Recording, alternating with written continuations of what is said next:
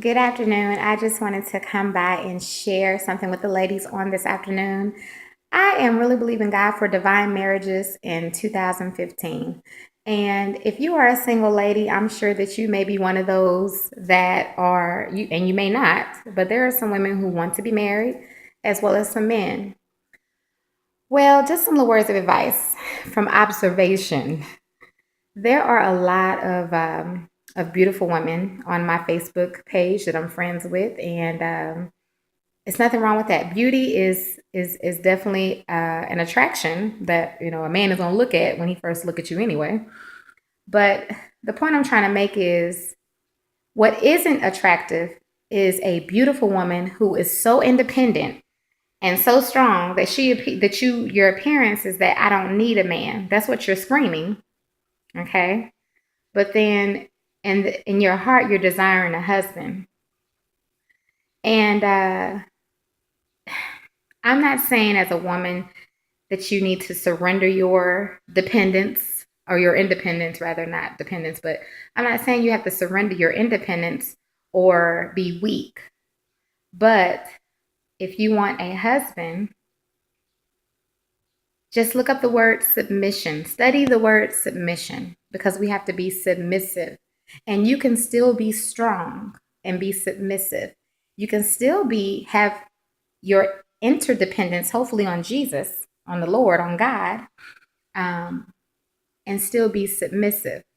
But you're not going to be able to wear the pants in the relationship. So some men may be looking at you like, oh, she'll make a great wife, but she's so tough.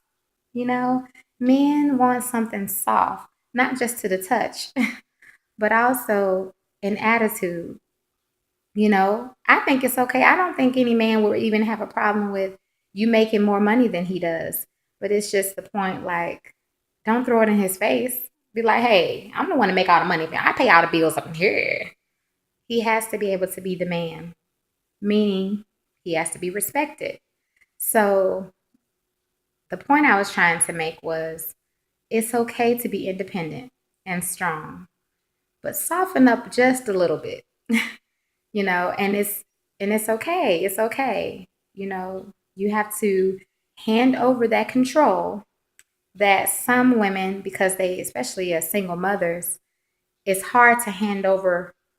It's almost like getting in the passenger seat when you've been driving the car so long and God sends you your husband or he finds you, however it happens.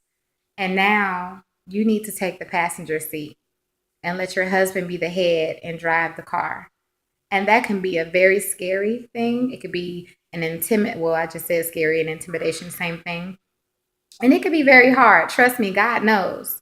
But I want you to pray about it. Ask God to show you yourself and what's keeping you from becoming a bride, becoming someone's bride, because sometimes it's something inside of us that God's trying to get out of us that we don't want to look at it, or we don't want to face it, or we don't want to change it. Well, then you probably gonna stay single or you'll end up in the wrong marriage.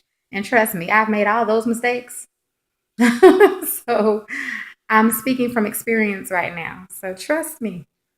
But that can be a very unattractive thing when you come off as, I'm independent and I got my own. I got my own. I don't need you. I don't need you. Okay, you're going to stay single.